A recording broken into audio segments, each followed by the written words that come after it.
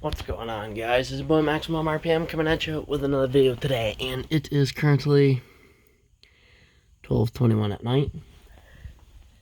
I'm in my room, and obviously it's dark. So I think best at night. And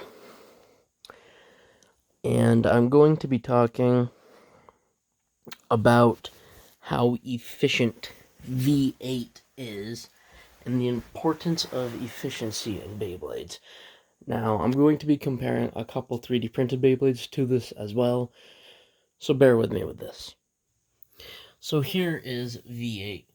Now we're going to be talking about its lack of efficiency and why it isn't as good as people think. Now, I'm not saying it's a bad Beyblade by any means, but I'm going to be explaining what its true weakness is. Now, it's not with the design, it's just the way it is. So I talk about V8 taking a lot of damage to its core. Now, what do I mean by that? So, I'm going to be using Odax as an example. So, V8 is flat, so when a Beyblade hits it, it's hitting on a flat point. Very rarely is it going to be touching just the edge. It's mostly going to hit it on a flat point. Now, all that energy has to go somewhere. And it works kind of... Sorry if I'm slurring, guys. I have my retainers in. It works kind of like a tectonic plate. It slides past each other. Most Beyblades will just glance. They physically have to slide and push apart. Now, it's not very efficient because when V8 gets hit, it hits a flat point, which is kind of like smacking into the wall every time. And it causes V8 to lose a lot of stamina. Now, the shock doesn't have anywhere to go, so it goes straight to the center of V8. Now, that's why it's wearing out so quickly. Another piece of Assura that I just found. So that's why V8 is wearing out as quick as it is.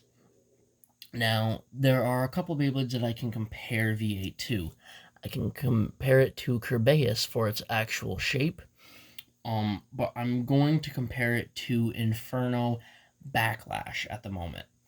Now, the reason I'm comparing it to Backlash is because it is similar to Backlash, and it's honestly the only Beyblade that really compares to V8 in this sense, because Backlash isn't very efficient either, but that's because it's shaped like a hook.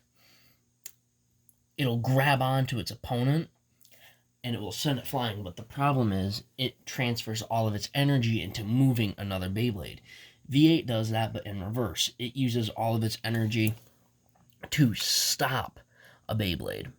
Now, V8's frame helps the Beyblade glance downward, but the problem is that forces V8 around. It changes the ergonomics and everything, and that's where the gyroscopic nature of a Beyblade comes into play. V8 doesn't have a whole lot of that because it doesn't have a whole lot of center weight.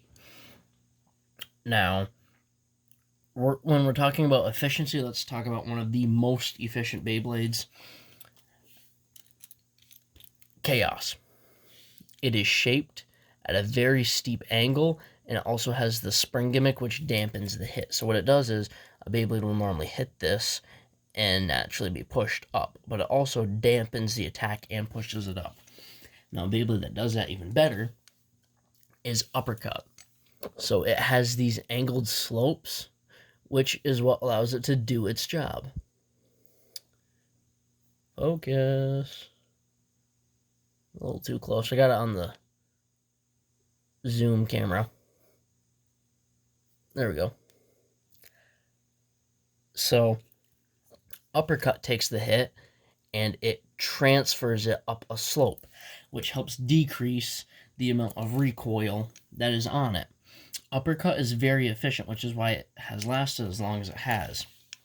All of its hits, well, most of its hits, transfer the power upward. Now, every time it's taking a hit like this, it's decreasing the amount of power that's being put on it. V8 does not have that ability because it's flat, so when something slams into it, it's... Okay, another Beyblade that I can compare this to is Phoenix. It's the opposite of Phoenix. Phoenix will take a hit. Like, it will stop the attack. When you see Phoenix in battle, it'll get hit, and the other Beyblade will just kind of bounce off, and Phoenix won't really move much. The armor helps with that, but even when the armor's gone, the Beyblade will hit it, and Phoenix will just kind of move away a little. Phoenix will stop an attack. V8 will take the attack. Now, what I mean by that is, so Phoenix gets hit, and it stops the attack's movement, and the other Beyblade will just kind of drift away, while Phoenix will barely move and return back to center. It stops the attack. V8 takes it. Now, what I mean is, V8 gets hit, and the recoil shoots the Beyblades in both directions. There's nowhere for the power to go, since it's a flat point. So what it does is, it just gets rid of it by sending itself back. V8 will take the hit, while Phoenix will stop the hit.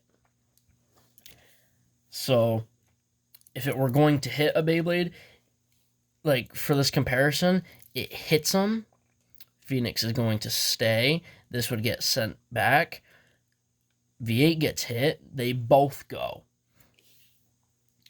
V8's biggest weakness is not that it's damaged, it's that it's not efficient. Now, I talk about efficiency, but what do I truly mean?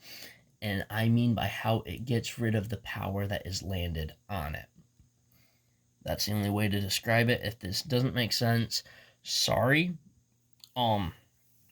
And honestly, guys, huge props to Quake and Bacon for designing a Beyblade that will take the test of time and be good throughout it. I mean, it's on its last legs, this model of Uppercut, my version of it, because it's so old, but it's still doing amazing. V8, it's only a couple months old, but it takes those hits so hard, it damages itself. V8 isn't very efficient with its power, but it's extremely strong in the time that it has. So, once again, quick recap, V8 doesn't stop the attack, it takes it. It's not very efficient with its power because of its shape. Does this mean that V8 is a bad Beyblade? No, not in the slightest. It's a very effective Beyblade in that it's a defense type that kind of breaks the rules of defense. It's very aggressive, and it's kind of the opposite of a defense type. It's extremely aggressive, but it still holds that defense rigidity to it.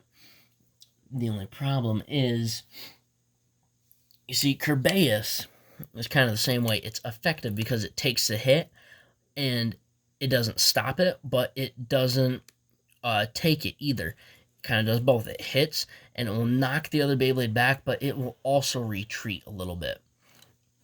V8 sends them both. Phoenix just stops it, and Kerbeus does a bit of both. So it's kind of a mix between... V8 isn't the... It is the end-all, be-all of defense. It is the bare bone to it. But there are many more Beyblades that can be more efficient. So when you're designing a 3D printed Beyblade, try to think about efficiency as well. V8 is never going to be efficient just due to the way it is. It's an octagon. It's got flat sides all around. And the only reason that I can compare it to Infernal Backlash is because it's not very efficient with its power either when it's in attack mode. Defense mode, that's another story. V8 is the most inefficient Beyblade there is, but in that inefficiency is what causes it to be so good. Its biggest weakness is also its biggest strength. Now, if you guys want me to explain on that a little bit more, I can, but for now, I'm going to leave it at V8 isn't efficient, but that is what makes it good. It doesn't stop an attack, it takes it. It's really hard to explain when I'm not saying it person to person, but I guess this is the only way that I can really give a good explanation. V8 doesn't win battles by taking the hits. It wins battles by overpowering its opponent, which most defense types can't do. It's a very hard Beyblade to understand, Don't try to break it down if you don't have it, and if you haven't talked to me personally on it. I've only ever seen 2 people break down V8 effectively, and they were still missing the main point of it, but they got the general idea. It's a very hard Beyblade to understand, guys. But think about this when you're designing your own 3D printed Beyblade. Focus on taking care of the power that's delivered. Uppercut is a good example. You want something that's smooth and that flows. Rigid and just gets hit. Transfers the power, takes the power. But I can't give Quake enough credit with this. He engineered it so well. It's amazing. There's nothing wrong with it from what he's done. It's just that way due to its shape. And I'm not saying that Quake did a bad job. No, he did way better. I never expected V8 to be this good.